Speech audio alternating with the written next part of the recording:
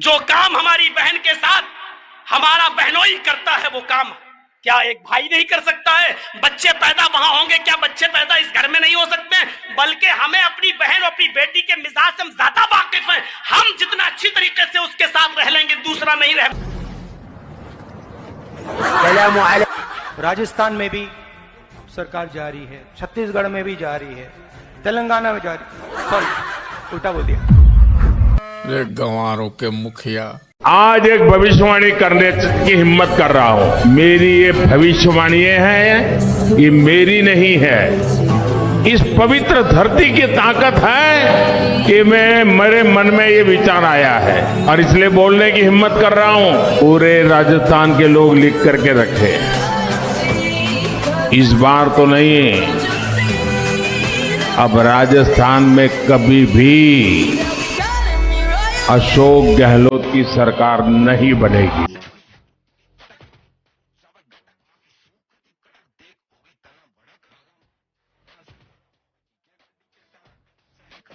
पहले से बता देती कि कौन आ रहा है। जब इमरान खान ने आना था, सबको इलेक्शन से पहले पता था। इसी तरीके से अभी भी लोगों को इलेक्शन से पहले पता है कि इमरान खान नहीं आएंगे। राहुल गांधी आने वाले हैं। क्या बोला तूने? नहीं, पहले क्या बोला? हम तो हिंदुस्तान का भी बता रहे हैं कि राहुल गांधी आने वाले हैं। आप कैसी बात कर रही हो आरजू? तेरे माँ का प्यार है तेरे। जो हकीकत है वो नजर आ रही होती है, जो हकीकत है वो नजर आ। पाकिस्तान होगा आगे, कभी किसी की जरूरत नहीं होगी मेरी फुर्ती से मेरे इदारों को हमला करने की। जी ख्वाजा आसिफ को जानते हैं? बिल्कुल जानते हैं जी। कौन है? हमारे वजीर दिफा थे वो, और मतलब बेहतरीन हमारे लीडर हैं, हमारे कायदीन में से हैं वो। हमारे क्या फेंकता है यार, अफगानिस्तान सर फिर पागल हो गया। मेरे दोस्त हैं वो। उसमें इसका पूछने का मेरा नहीं, मैं नहीं समझता कि आप उनके बारे में ऐसा सवाल क्यों कर रहे हैं। उन्होंने पार्लियामेंट की फ्लोर पे खड़े होकर के बताया कि पाकिस्तान की फौज कितनी बहादुर है, पाकिस्तान की फौज ने कितनी जंगें जीती हैं, पाकिस्तान की फौज जो है वो किस तरह से खून पी रही है आवाम का, कितना वो पैसा खाती है, उसका बजट का शेयर क्या होता है और उसकी परफॉर्मेंस क्या है, उसका कैरेक्टर क्या है, सब कुछ आपके इन शानदार वजीर दिफा जो लीडर हैं, इन्होंने फ्लोर ऑफ द हाउस पे खड़े होकर ऑन रिकॉर्ड बोला है। जो सारी चीजें आपके यहाँ रिकॉर्ड का हिस्सा है, आपकी नेशनल असेंबली की प्रोसीडिंग्स का हिस्सा है, लिखी हुई है। आप कहेंगे तो मैं अपने व्यूअर्स के लिए वो वीडियो दोबारा प्ले भी कर दूंगा अभी स्क्रीन पे। आप वीडियो प्ले कीजिए तो मैं आपको यही बताऊंगा। मैंने 3 मरतबा आपके अभी इसी वक्त इन 15 मिनट में 3 दफा का सोच बदली है। जब सोच बदलेंगे तो अखराजात भी बदल जाएंगे। जब सोच बदलेंगे अखराजात भी बदल जाएंगे। जो ये आपकी तरफ भी और हमारी तरफ भी जो अखराजात ये हमारी आर्मी पे होते हैं, क्यों होते हैं? आप बहुत शरारती आदमी, आपके अंदर एक क्वालिटी है कि जब आपके पास किसी बात का सवाल नहीं होता तो आप सोच बदलने लगते हैं। सोच बदलेंगे तो लड़ाई खत्म हो जाएगी ना। देखिए लड़ाई तो हमारा तमाम अंजाम। पूछना चाहूंगा कि पाकिस्तान की तरक्की को किस मोदी ने रोका हुआ है? हमारे 2.5 करोड़ बच्चे स्कूल नहीं जाते।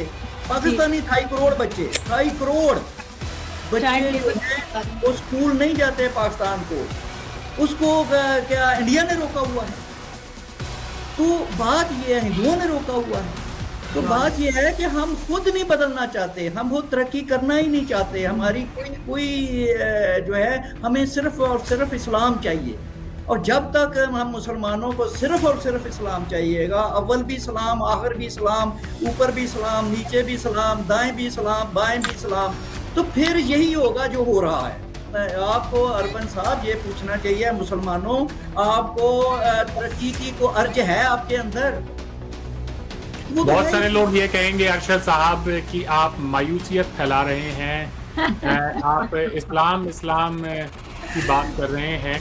देखिए, इस्लाम हमें, हमारे माशरे में खुशी हराम है, कल्चरल फ्रीडम नहीं है, डांस करना हराम है, खुश होना हराम है, इवन ताली मारना। हमारे यहाँ एक हदीस है जिसमें है ताली मारना हराम, कहका लगाना हराम है, हंसना हराम है।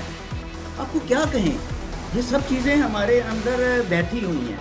तो हमें एक मतलब कि एक नए सिरे से हमारा को ब्रेन वॉश हो,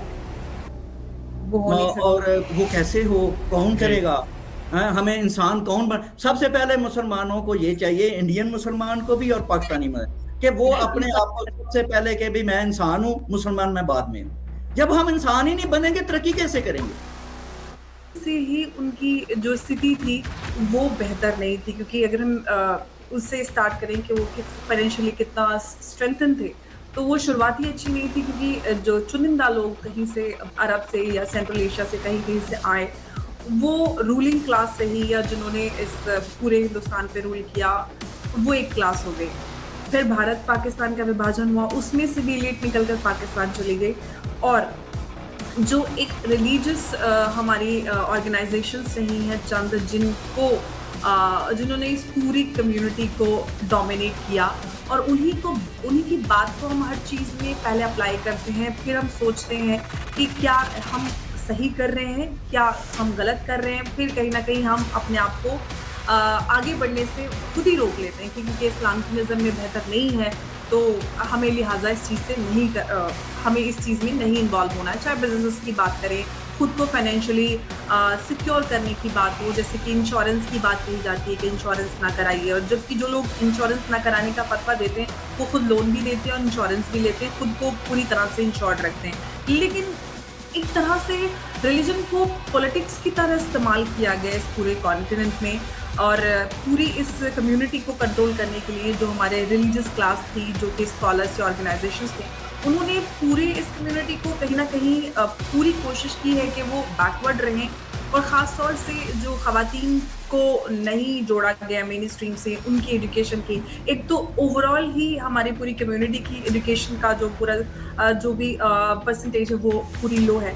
फिर जब ख़वातीन की बात करते हैं तो वो तो बिल्कुल ही आप सबके सामने स्टेटिस्टिक्स है कि महिलाओं को तो बिल्कुल ही बाहर नहीं निकलने दिया गया। अब महिलाएं निकलकर बाहर आ रही हैं, क्योंकि देखिए किसी भी सोसाइटी को अगर आप उसको आके के क्या स्थिति है उस सोसाइटी की, तो उस घर की या उस सोसाइटी की आप महिला की स्थिति देख लीजिए, उनको क्या अधिकार मिले हुए हैं, उनको कितनी एजुकेशन है, क्या वो अपने लिए स्टैंड ले पाती हैं, क्या बाहर निकलकर काम कर पाती हैं, क्या फाइनेंशियली इंडिपेंडेंट है।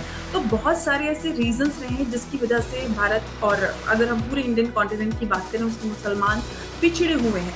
लेकिन जो पॉलिटिकल रेलेवेंस की आपने बात कही है, पॉलिटिकल रेलेवेंस मुसलमानों की एक तो सबसे बड़ी बात ये रही कि पोस्ट पार्टीशन मुसलमानों ने मुसलमानों को ढंग की लीडरशिप नहीं मिल पाई है, और जो ऊपर सेक्युलर पार्टीज रही हैं उन्होंने मुसलमानों को सिर्फ और सिर्फ वोट बैंक की तरह इस्तेमाल किया है, उनके अपलिफ्टमेंट के बारे में कभी नहीं सोचा, क्योंकि ये स्ट्रेटेजिकली हालांकि ये दिखाया गया कि बहुत ज़्यादा डेवलपमेंट हो रहा है, अर्बनाइजेशन बहुत ज़्यादा हो रहा है, लेकिन मुसलमानों की एजुकेशन की बात करें या उनके इकोनॉमिक कंडीशंस को अपलिफ्ट करने के लिए कोई भी ऐसा इनिशिएटिव नहीं लिया गया जिससे मुसलमानों की स्थिति बेहतर हो। क्योंकि कई सारी ऐसी रिपोर्ट्स हैं जो मुसलमानों की स्थिति का जायजा लेने के लिए बनाई गई, लेकिन उस दौर की जो सरकारें थी उस पर उन्होंने इम्प्लीमेंटेशन या उसको बेहतर करने के लिए कोई इनिशिएटिव नहीं लिया। तो ये एक वजह रही है कि मुसलमानों को सिस्टमेटिकली एक तो रिलीजियस क्लास, जिसको पॉलिटिकल ऑफ कोर्स माइलेज भी मिला है उनको पिछड़ा रखने का, प्लस सेक्युलर पार्टियां, तो और एक इकोनॉमिक कंडीशन, तो ये सारी चीज़ें मिलकर मुसलमानों को, चाहे पॉलिटिकल उनकी रेलेवेंस की बात करें या ओवरऑल एजुकेशन इकोनॉमिक कंडीशंस की बात करें, तो ये सारी चीज़ें। तो अब बात ये है कि अब आप आगे आ जाएं, फिर अब पार्टीशन होती है। पार्टीशन में ये हुआ कि एक बहुत बड़ी जो मिडिल क्लास थी वो मूव करके इंडिया से इधर पाकिस्तान आ गई, और वो यहाँ आके ज़्यादातर सिंध के जो अर्बन सेंटर्स थे वहाँ पे सेटल हो गए। अब वो तो वहाँ सेटल हो गए, तो एक तो ये भी लॉस हुआ कि एक बड़ी तादाद मुस्लिम मिडिल क्लास की इंडिया से माइग्रेट करके यहाँ पर आ गई, और वहाँ पे फिर वो इंडिया में वो एक बहुत बड़ा एक खला पैदा हो गया। तो जो मुसलमान थे वहाँ पे उन्होंने ये कहा कि यार अब हमें इसे कंपनसेट कैसे करना है। तो अब उन्होंने जाने के बाद जो मेजॉरिटी थी मुस्लिम वो उन्होंने भाई साहब को बच्चे पैदा करके गलियों में फेंकने शुरू कर दी, तालीम हासिल नहीं की, और ज़्यादा जो उनकी दिलचस्पी थी वो थी कि हमारी आइडेंटिटी को रिकॉग्नाइज किया जाए। सब्सटेंटिव इश्यूज जो थे उनकी तरफ नहीं गए। मुस्लिम जो लीडरशिप थी इंडिया की उसने इसको एक्सप्लॉइट करना शुरू किया, ख़ास तौर पे जो रिलीजियस क्लास थी या जो इवन जो रिलीजियसली इंक्लाइंड लीडरशिप थी उन्होंने इसको बहुत ज़्यादा एक्सप्लॉइट किया, और जो गवर्नमेंट्स नहीं, खास तौर पे जो कांग्रेस गवर्नमेंट थी, यानी पंडित नेहरू के बाद जो कांग्रेस की गवर्नमेंट्स आई, वो उनकी अपीजमेंट की पॉलिसी थी। उनका इस चीज़ पे फोकस था कि यार इनको सब्सिडीज दी जाए, इनको मराहत दी जाए, इनको मिनिस्ट्रियाँ दी जाएं, इनको बाहर एम्बेसडर बना के भेज दिया जाए, तो ये खुश हैं। लेकिन जो मुस्लिम मेजॉरिटी थी उसकी अपलिफ्ट के लिए कोई सब्सटेंटिव काम नहीं किया गया इंडिया में। अच्छा, पाकिस्तान में ये लोग आए और शुरू में यानी इनिशियली 50s में इनकी डोमिनेंस थी, यानी मुख्तलिफ सरकारी महकमों में भी थे ये और इदारों में भी थे, लेकिन बतदरीज वो कम होती चली गई क्योंकि कंपेटिटर्स जो थे यहाँ पे, पंजाबी जो एलीट थी वो पढ़ रही थी, तालीम हासिल कर रही थी, जो पख्तून थे वो आगे आ रहे थे, सिंधी आगे आ रहा था, तो इनको फिर ये यहाँ पे एहसास होने लगा कि यार हम तो पीछे रह रहे हैं। फिर वो एक यानी महाजरों में एक ये चीज़ डेवलप हुई कि यार हमने अपनी यहाँ पे भी आइडेंटिटी बनानी है, तो फिर वो मुख्तलिफ सियासी प्लेटफॉर्म्स पे भी आ गए और उन्होंने यहाँ पे आके वो सब कुछ करना शुरू किया।